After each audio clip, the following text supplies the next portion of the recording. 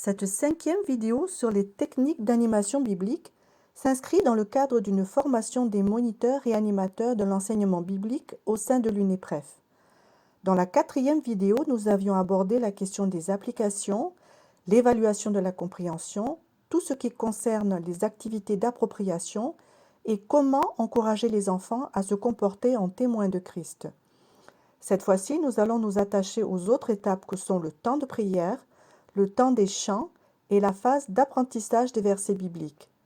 Nous terminerons par quelques défis. Le temps de prière. Le temps de prière est un moment important de la séance d'enseignement biblique qui est parfois délicat à mettre en place selon les groupes d'enfants.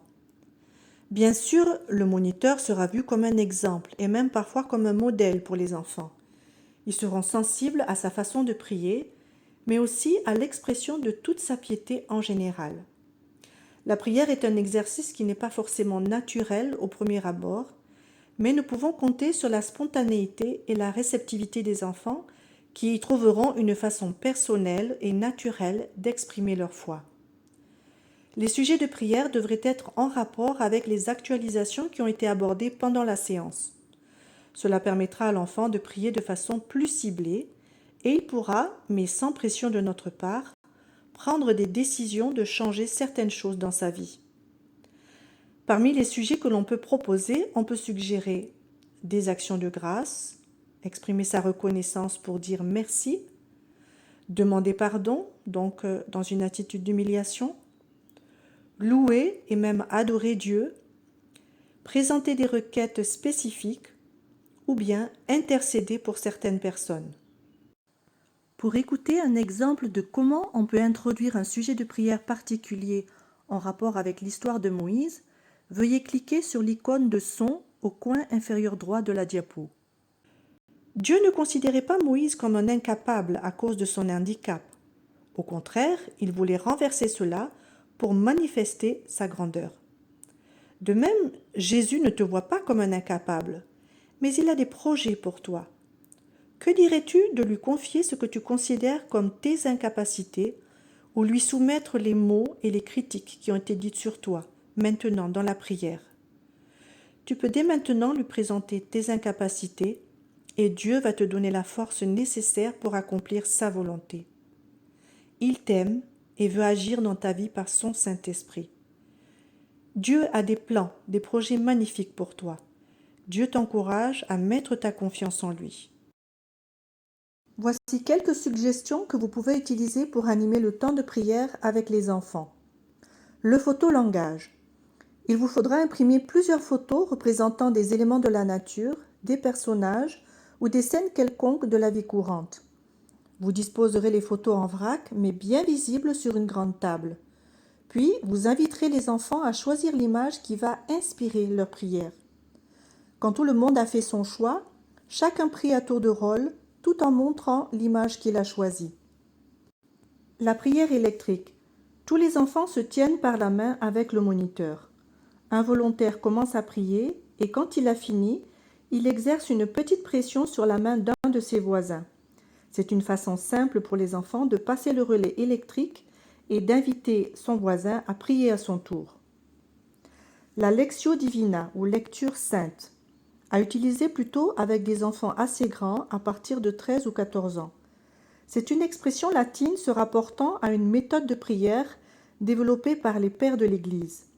Elle commence par la lectio, c'est-à-dire une lecture approfondie d'un passage de l'Écriture sainte, notamment les psaumes ou les écrits des auteurs chrétiens, pour en recueillir les principaux éléments. Elle se prolonge dans la meditatio, c'est une réflexion sur ce même texte. C'est comme un temps d'arrêt intérieur où l'âme se tourne vers Dieu en cherchant à comprendre ce que la parole dit aujourd'hui pour la vie concrète. Elle se poursuit par l'oratio qui est un dialogue avec Dieu et qui nous permet de nous entretenir avec lui dans un dialogue direct. Elle se termine par le contemplatio, c'est une écoute silencieuse de Dieu. Cette partie nous aide à maintenir un cœur attentif à la présence du Christ, dont la parole est une lampe brillant dans l'obscurité jusqu'à ce que paraisse le jour et que l'étoile du matin se lève dans nos cœurs. 2 Pierre, chapitre 1, verset 19. La Lectio Divina se pratique seule ou en groupe de prière. L'arbre de prière. Au départ, il vous faudra dessiner ou concevoir, au gré de votre créativité, un arbre avec ses branches. Puis, vous proposerez aux enfants de rédiger une courte prière sur des feuillets ou des post-it découpés en forme de feuilles d'arbre.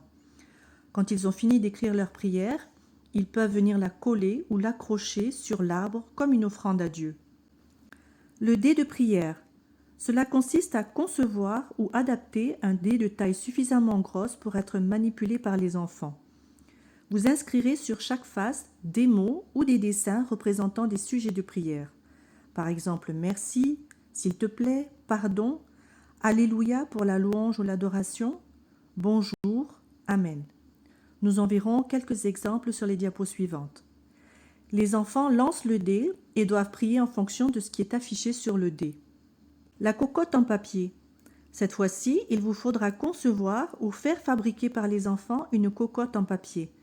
Sur les différentes faces, vous inscrirez vos sujets types. Vous pouvez trouver de nombreux exemples sur Internet, notamment sur le site de Choisis la vie. Voici des exemples de dés de prière et de cocottes en papier.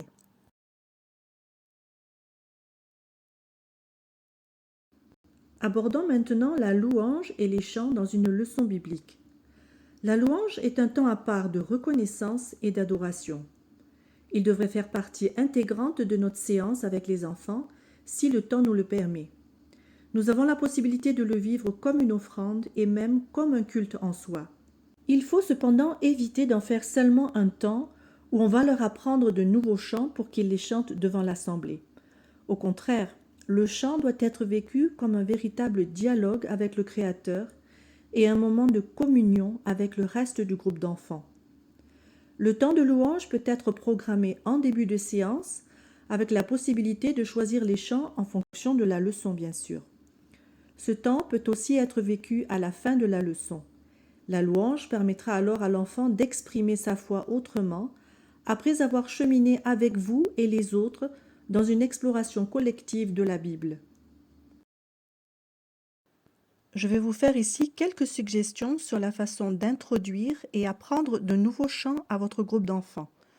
Ce n'est pas mon domaine de spécialité, aussi je vous suggère de compléter ces propositions avec vos propres recherches sur la question. 1. Faire écouter la mélodie plusieurs fois mais sans voir le texte des paroles. Par exemple, les yeux fermés. 2. Faire répéter uniquement les paroles, c'est-à-dire sans la musique. Mais on peut taper des mains pour marquer la mesure et le rythme. 3. Expliquer et même expliciter le sens des paroles. 4. La technique élémentaire qui consiste à apprendre la chanson phrase par phrase et en associant à la fois musique et paroles. 5. Jouer sur les nuances, plus vite, forte, plus lentement, piano. Jouer avec la vitesse, lente, allegro. 6. Imaginer des questions-réponses à partir des paroles. 7. Ajouter des gestes si la chanson s'y prête bien et même mimer le chant. 8. Mettre des nuances particulières au moment qu'il l'exige. Par exemple, on peut chanter comme à l'opéra ou bien comme si on avait une patate chaude dans la bouche, ou au contraire très doucement.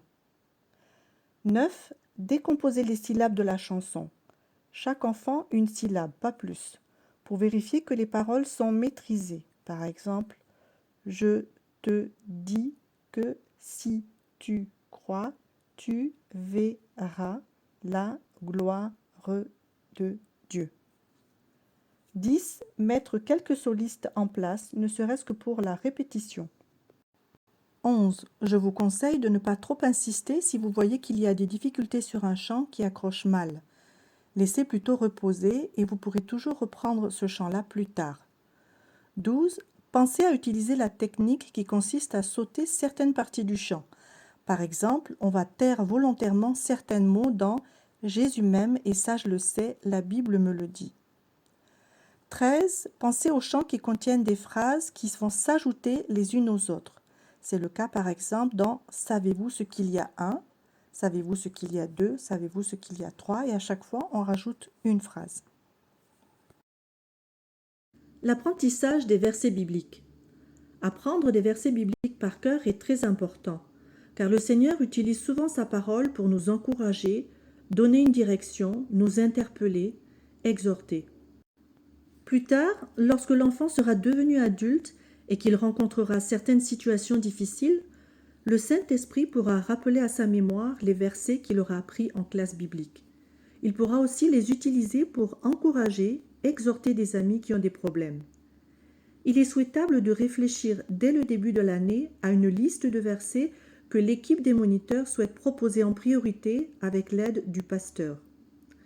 Il faudra veiller à ce qu'ils ne soient ni trop longs, ni trop difficiles à comprendre, et aussi qu'ils aient du sens pour les enfants pour qu'ils puissent être utilisés dans leur vie.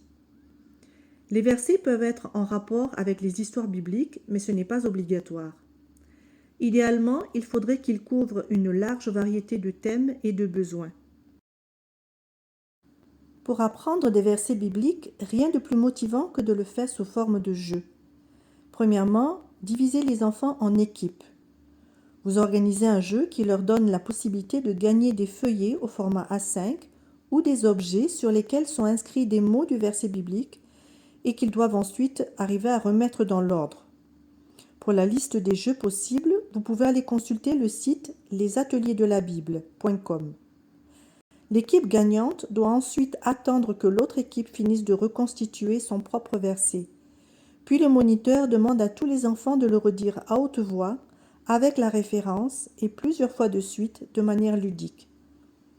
Pour varier, vous pouvez demander la répétition des versets avec les filles seulement, puis tous les garçons seulement, ceux qui ont des chaussettes blanches, ceux qui ont les yeux bruns, ceux qui vont le faire en reculant, en courant, en sautant à cloche-pied, en se couchant par terre, en le disant de plus en plus doucement, etc., etc.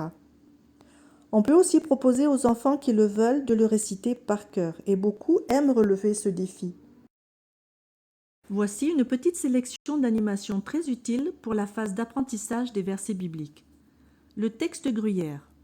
Après avoir fait quelques lectures et répétitions du verset en entier avec les enfants, on crée des blancs en effaçant certains mots du verset au tableau. Puis on répète le verset à nouveau, et petit à petit, on crée de plus en plus de trous à combler jusqu'à ce qu'on ait effacé la totalité du verset. Les enfants devront alors être capables de le redire en entier. Ballon pète. C'est un peu le même principe que pour le texte gruyère, mais au lieu d'écrire le verset au tableau pour en effacer les mots au fur et à mesure, on va inscrire les mots du verset sur des ballons accrochés dans l'ordre sur une corde. On va faire exploser un ballon à chaque fois et vérifier qu'ils sont toujours capables de redire le verset en entier. Le méli-mélo. Le verset à apprendre doit être imprimé sur une feuille, puis découpé en morceaux qui peuvent être des unités de sens. Par exemple, on va découper « car Dieu a tant aimé le monde qu'il a donné son Fils unique ». Chaque fois que les enfants répondent correctement à une question ou réussissent un défi, ils récupèrent une partie du verset. C'est le principe du puzzle pour les petits.